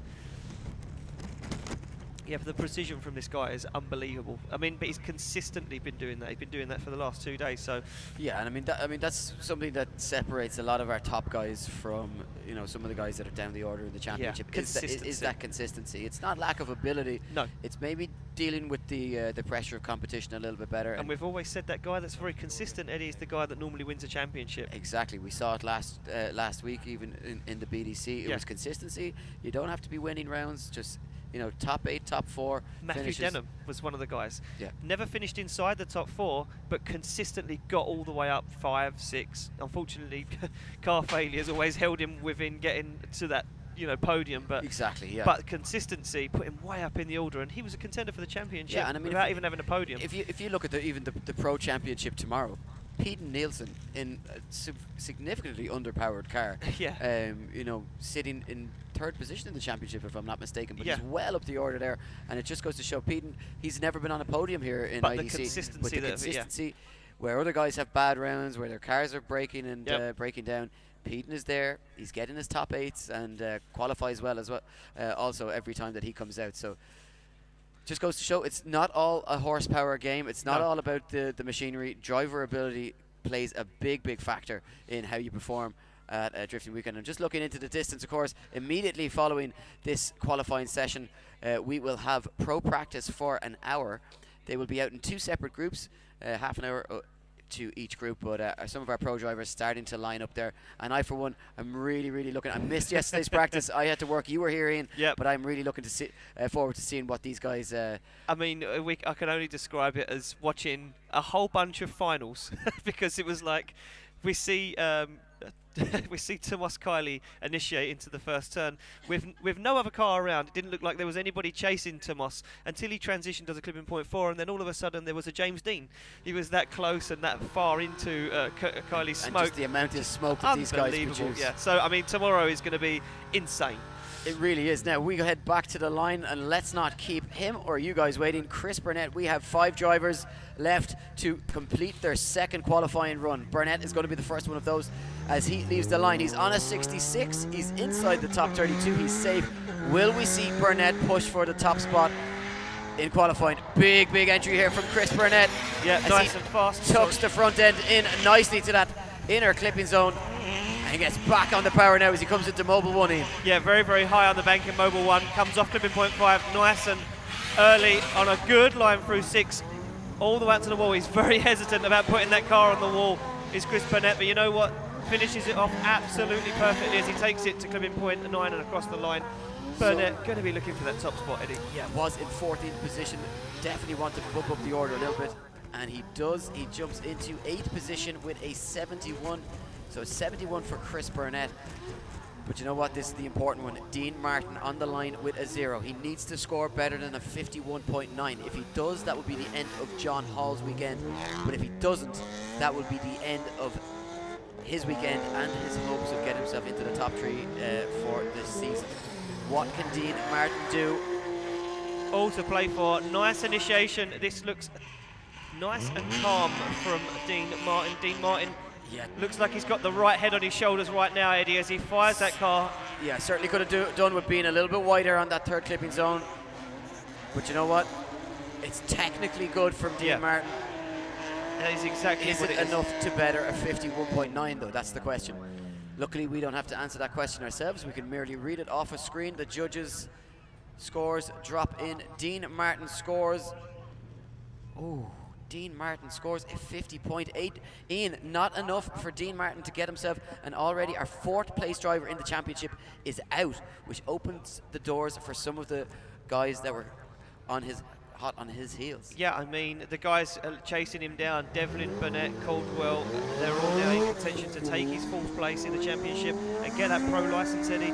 Everything on the line this weekend, but we move it along. John Shine comes off the line for his 2nd qualifying run. Whoa, look at this massive entry there from John Shine. But John Shine absolutely throwing caution to the wind there as he fires that R33 Skyline, and look at this from Shine, keeps absolutely in it. Big commitment, big angle coming off a Mobile 1. Manages to nail clipping point 6, throws the car to the wall. Can he keep in it? He can. Oh, a slight little correction there from John Shine, rather. So John Shine definitely gunning for that top spot there on that run. But you know what? It isn't an improvement. A 66 for him on his 2nd run means he stays where he is in 11th position. John Hall is safe. Getting confused between John Shine and John Hall. Too many Johns. Too many Johns. So then there were 2. Conor Shanahan, 66 on his 1st run. He's gunning for the Pro-Am title. Can he take it home here this weekend? He sits down the order. He's on a score, he sits in 14th position. Will he take it to the top? He needs to beat a score of 80.5 from Paul Kennedy. Conor Shanahan, what you got? And you know what, Eddie? He's flying. But this isn't the Conor Shanahan we see yesterday. He dropped clipping point 5 there massively. And shuts it down. He's shaking his head inside the car. He's not impressed. He has qualified. Let's hope it's not mechanical problems with this car. Do you know what? I think it was Conor. I think it may have been just a lapse of concentration, or maybe just trying to push that a little bit too hard. Trying to get that top spot, trying to get those crucial qualifying points away from Alan Hines.